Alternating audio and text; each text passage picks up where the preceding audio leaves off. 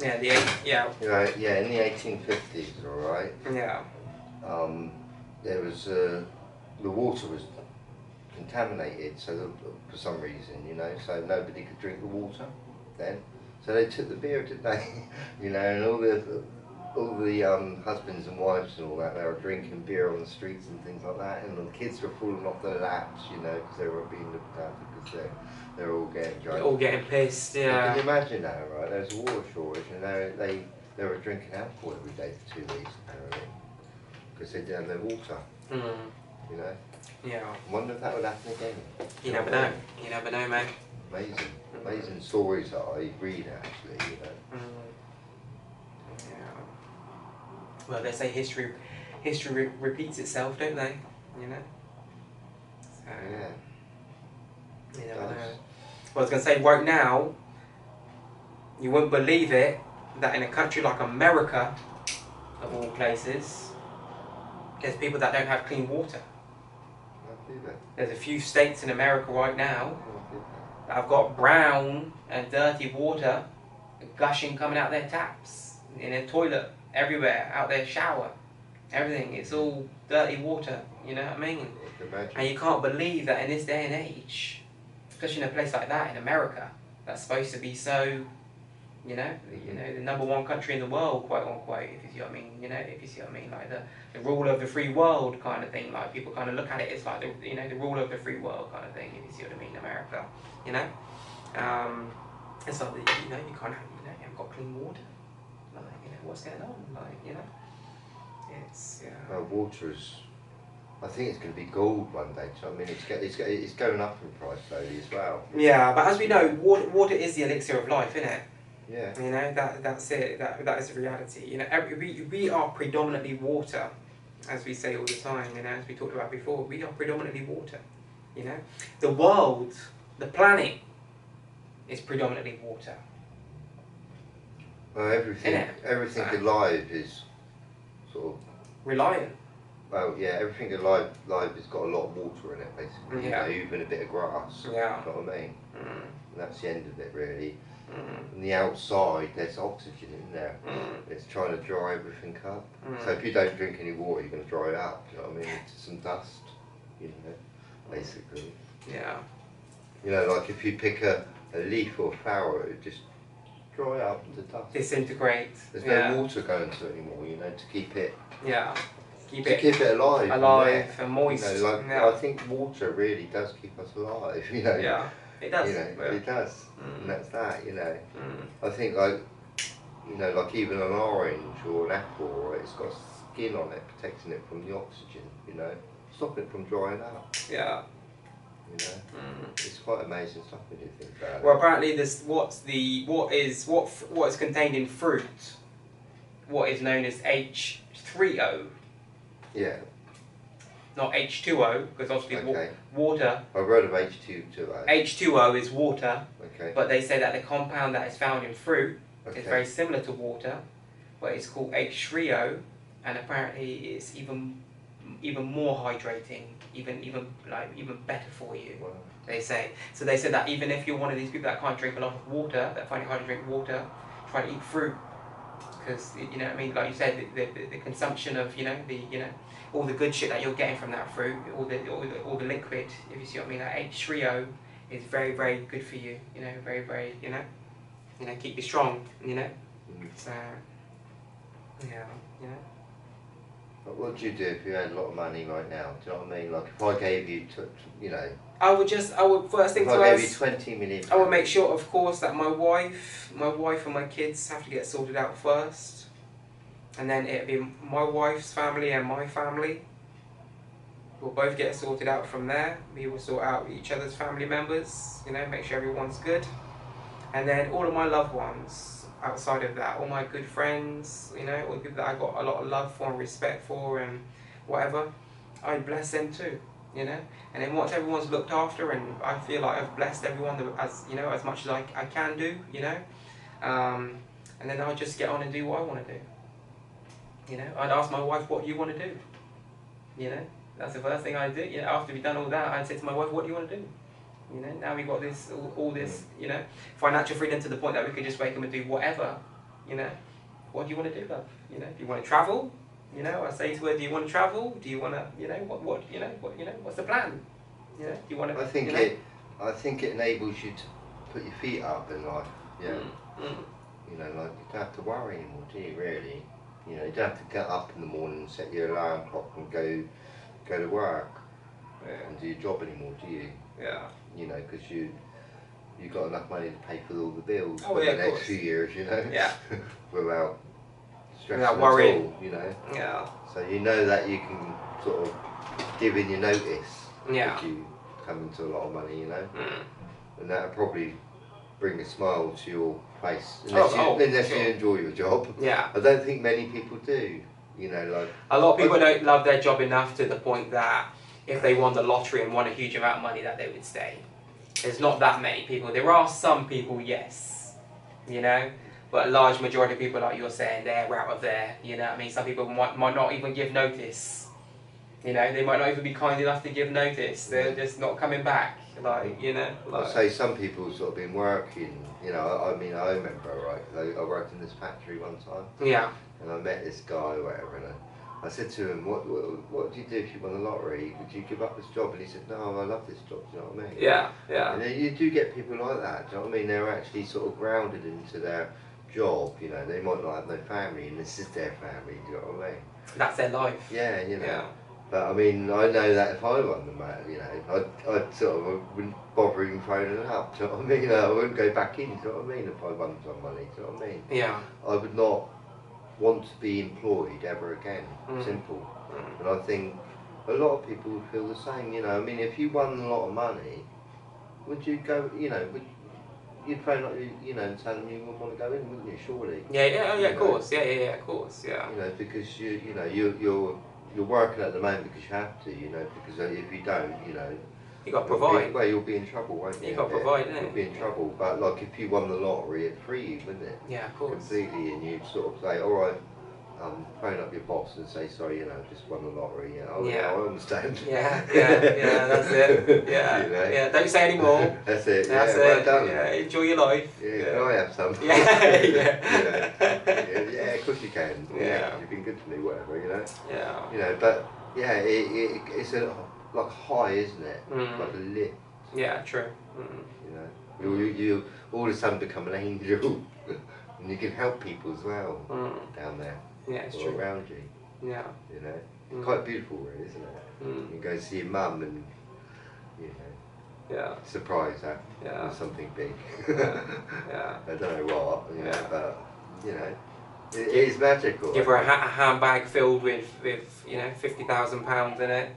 Or you can hire some actors to come around and do a little play in the garden, you know. Yeah. Or whatever. Or a stripper. No.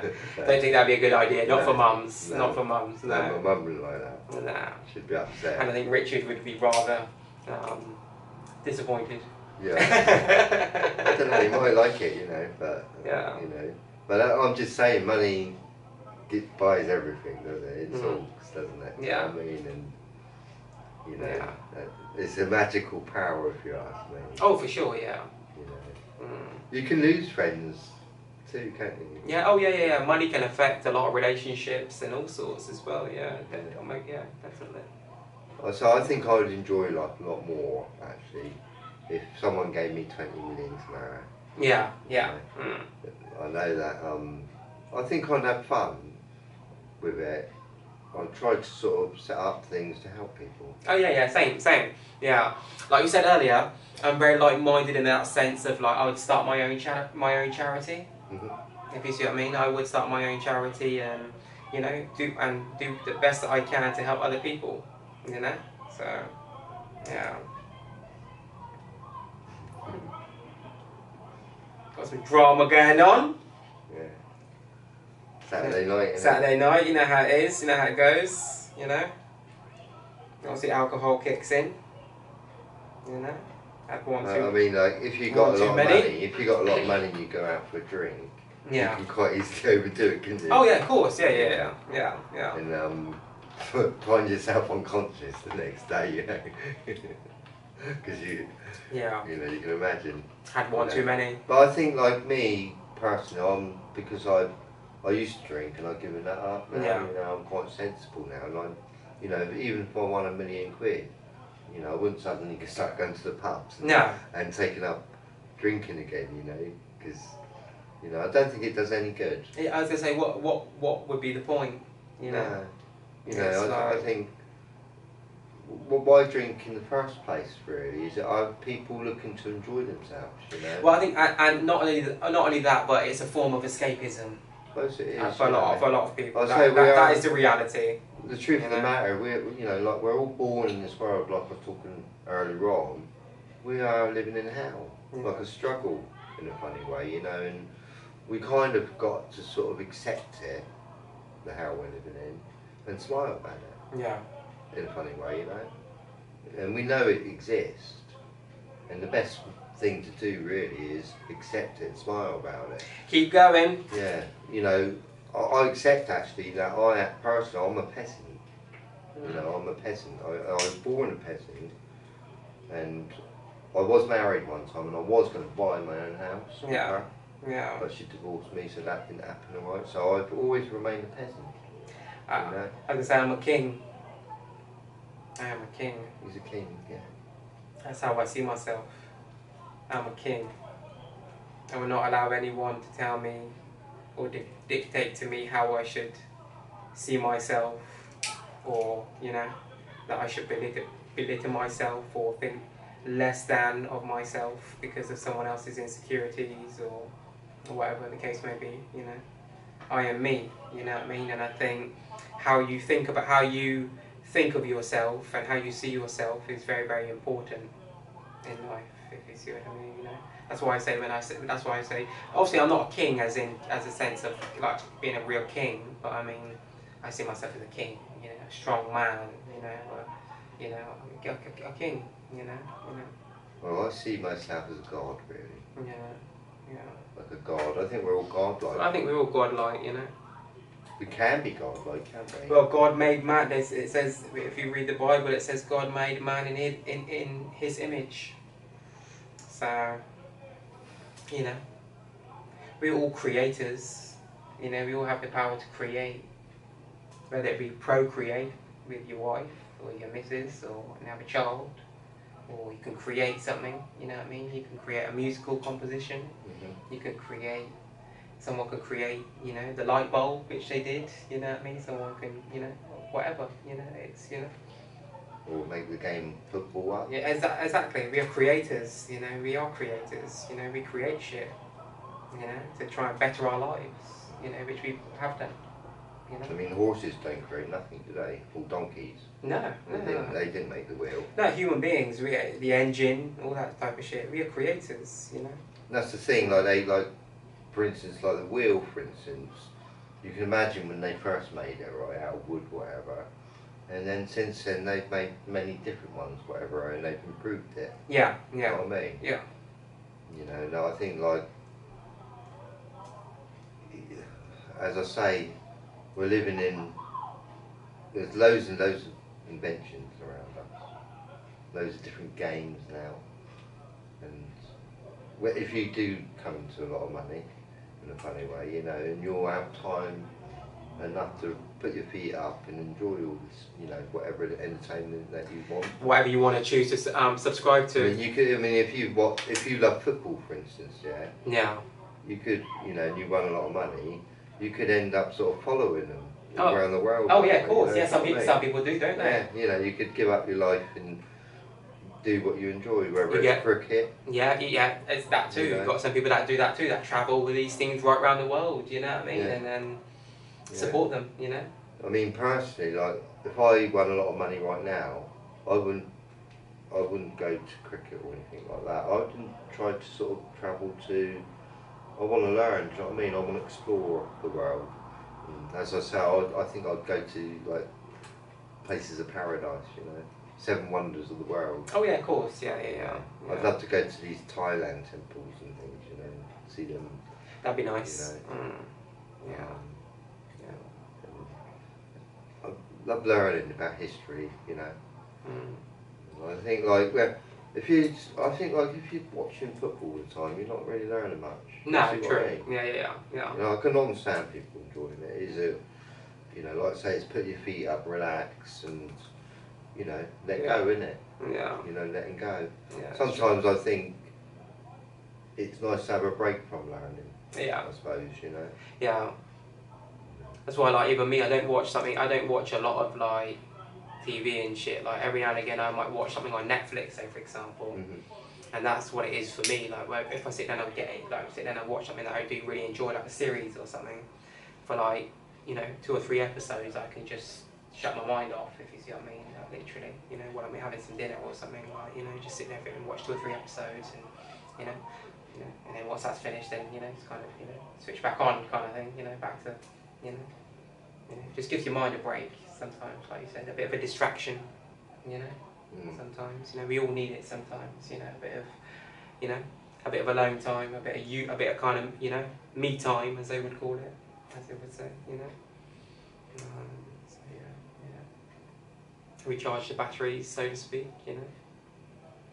I mean, but even when you get, like, because you're married, I'm not. Yeah. I'm a single man, and I'm just sort of thinking if I come to a lot of money, money can buy sex as well. Yeah, true. Yeah.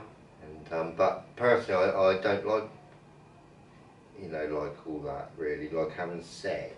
Yeah. And paying for it. Yeah. It doesn't feel the same. Yeah, of course, right. Like you're buying for love. And yeah. That woman that you're with doesn't really love you. I get you. Way, yeah. So I don't think money can buy love in a funny way, can it? No. No. Well, I think sometimes it has, though. In certain instances, it probably has. Yeah. Because sometimes people might go into the relationship for the money and end up falling in love with the person. Sometimes too. If you see what I mean, They might get into the relationship with the person because they know they've got money or whatever the case may be, and trying to use them initially, but might end up falling in love with the person. Sometimes that does happen too, So but I don't think anyone should go into a relationship with, with thinking about, other people's money, especially not at the beginning anyway, If you're living together or whatever the case may be, sharing a roof, or bills or whatever, then, that's different. But, outside of that, it's a bit, that's your personal, I was looking for a rich woman, when I was younger, to marry. Yeah. I couldn't find one. Yeah. Would have made my life a lot easier. A sugar mama. Yeah. Yeah. Yeah. Some men, they're lucky like that, they meet a woman that's really rich. Well, I was going to say, today you get a lot of women too who meet, a lot of women who, through Instagram or Facebook or whatever the case may be, have met, very wealthy people today through being online, someone's seen them online and think, oh, they look nice, message them and realise that they're single or free or, not married or engaged or anything, and Well, it happened to me, didn't it? Yeah, true. Like I said, I was talking to a girl for a year or so, and Alice from Dallas, and so I think she was quite well off, she didn't, not a millionaire. Yeah, but she was. But I think she comfortable. She was comfortable. She was very comfortable. Do you know what I mean? She's buying her own house in Australia. Wow. Yeah. So, but I think she had a bit of money. She would travel twice to me. Yeah. 3,000 miles.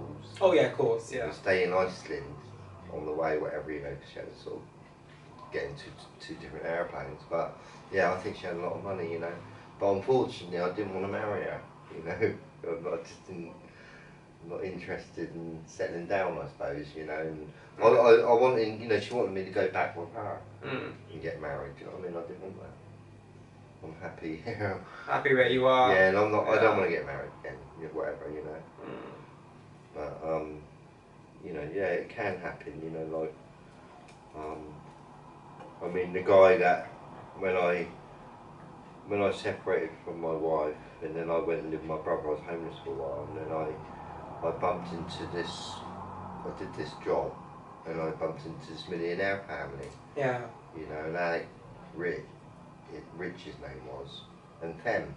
But it's one Alec Rich rich that was rich. It was Fem, and she was from the Netherlands. And when he got married to her, he became rich. Oh yeah, of course. Yeah, you yeah. know, super rich. Yeah, yeah. You know. Yeah. Like a, you know, so it's, and living, because I was homeless in Southampton, so I met this family, and they gave me their boat for this beautiful boat in Canary Wharf. You know, and it's like a sun cruiser. This is in London, for bedroom. For anyone that might be wondering. Canary Wharf in London. Yeah, it's sort of like new built up, whatever, but it was a beautiful marina, you know, in a millionaire, the Queen opened up, whatever, you know. And I was on the most beautiful boat there, you know, like a swan, you know, tinted windows, whatever.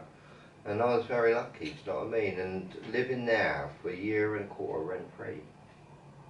Not that I had any money, I'm a millionaire, but it certainly made me feel like a millionaire then. Yeah, of course. Right, and everybody that, because Alec Rick and his wife, they weren't living there really, you know, they did come sometimes, you know, and everyone on the marina that was looking at me thought it was my boat.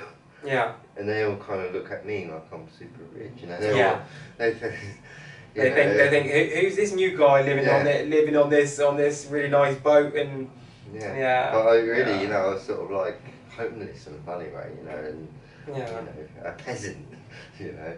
Yeah. But I was living. But you were blessed to meet someone who had money, if you see what I mean.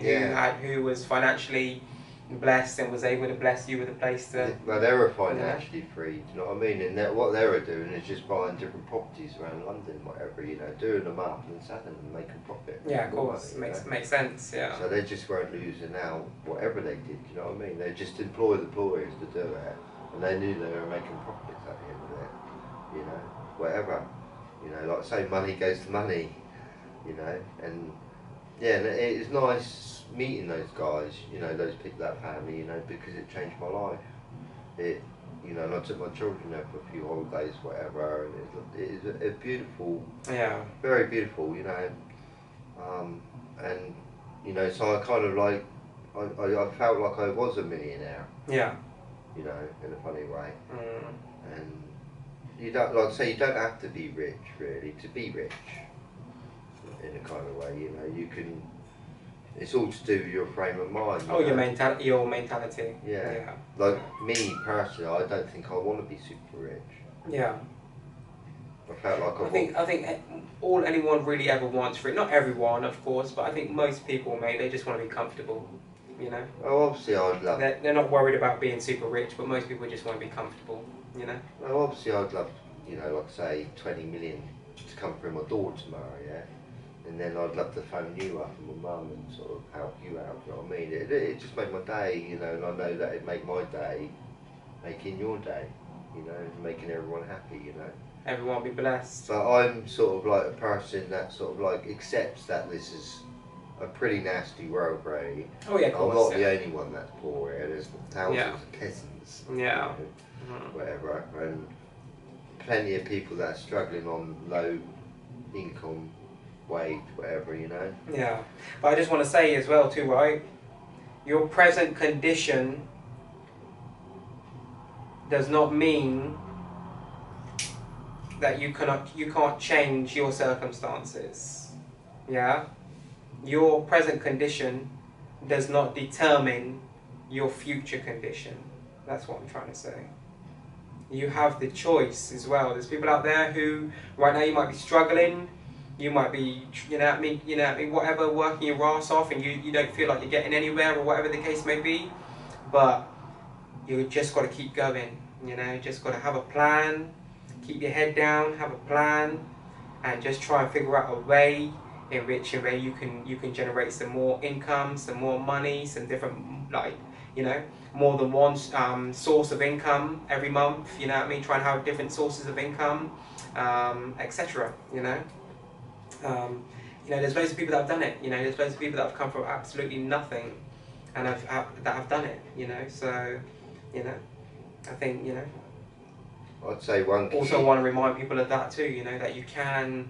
You know, it's you know, that don't think just because you're here right now doesn't mean that you're always going to be there forever.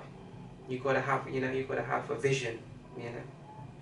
Yeah. I'd say one key is not to want a lot in life, you know. Like some people that don't want a lot and they keep their life simple are the most happiest, believe it or not, you know. Like Simplicity is the key. Like if you're one person, one man, Yeah. would you want a 5-bedroom house? Some people would, but for me personally, no. So I wouldn't. No, I wouldn't. No. I like. No. I would if I sort of like had 5 children, yeah. Yeah, that's different. Yeah. You know, but some people buy more than what they. You know, like you know, for instance, so say I was a person, alright, and I bought a 5-bedroom house. Right, so I go and live in that 5-bedroom house, and every week I've got to hoover up 5 bedrooms or whatever. You know, do you know what I mean? I'll make my life a bit harder. Make your life difficult. You know, unless I get someone to do it for me. Yeah. You know, then I've got to pay someone else to do it for me. Do you know what I mean? You know, but the thing is, I mean, would I want 5 bedrooms? You know, do you know what I mean? That's the questions you got to ask. You know, you got to think, what kind of, you know, like if you ain't got no home, you think, what kind of home do I want? Well, I want a music studio. I want this. You know, do you know what I mean? Yeah. You got to think about what you want before you go there in a funny way. You know, I think. Yeah. You know, I think some people they meet, they get married, and they think, oh, we'll buy a big house, and then they think, oh, we shouldn't have done that. Yeah. You see what I'm saying? Yeah, rushed into a decision. Not just a house. Yeah. There's a lot of things, you know, like I think I said before. My uncle went into business, and he ended up buying like 20 vans or something like that in 3 years, you know, and a lot of people working for him, and it just didn't work. He was just sort of too big, you know, and going too far and making it too big before the business was there. In a funny way, yeah. You know, it kind of like, you know, it's best to do things slowly. Slowly, he expanded. He tried to too quickly. He tried to expand too quickly without thinking. Yeah. You know, and that happens a lot in Yeah. the world. You know, even people getting married, they do it too quickly. You know. Yeah, true. You know, people make rash decisions every day, don't they? You know. Yeah, you know, they meet someone and they marry within 6 months and they're in love, and then after a year they're not in love. You know, because the flowers died. Yeah. You know.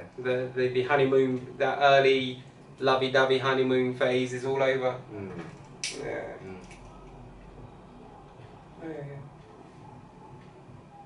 Yeah, it's true.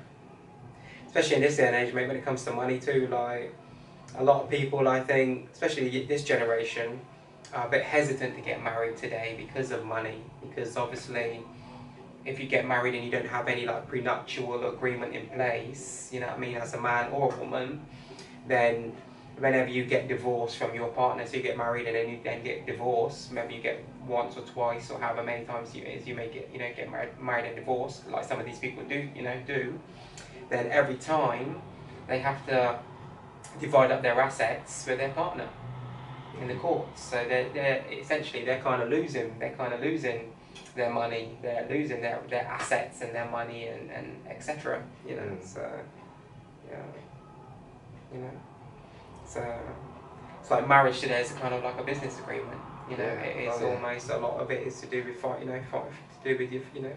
do with finances. Yeah, you know? I didn't know that. So if you get divorced, a large portion of it is about finances. It's like if there's a lot of finances involved, then they get someone in place to go through all their books, all their paper, you know, everything, all their accounts, everything else, and then they'll just split it halfway down the middle. You know, so yeah. Yeah, it's nasty business if you So ask me. whoever was the richer party lost money, essentially. If that makes sense, when they get divorced, you know, whoever the richer party was. You know. It's a nasty business. Whether it be the man or the woman, you know. So I think it's a wicked business if you ask me. You know, I mean, so I'm, you know, like going back, talking about my marriage again, whatever. So I meet a girl, I fall in love with her. You know, I buy her clothes, whatever, a dress and things, whatever. We have a baby together, you know, and then we have another baby together. We find a home together, you know, we're in love, and I'm giving her everything I can. Give her a wedding ring, you know, buy that, you know,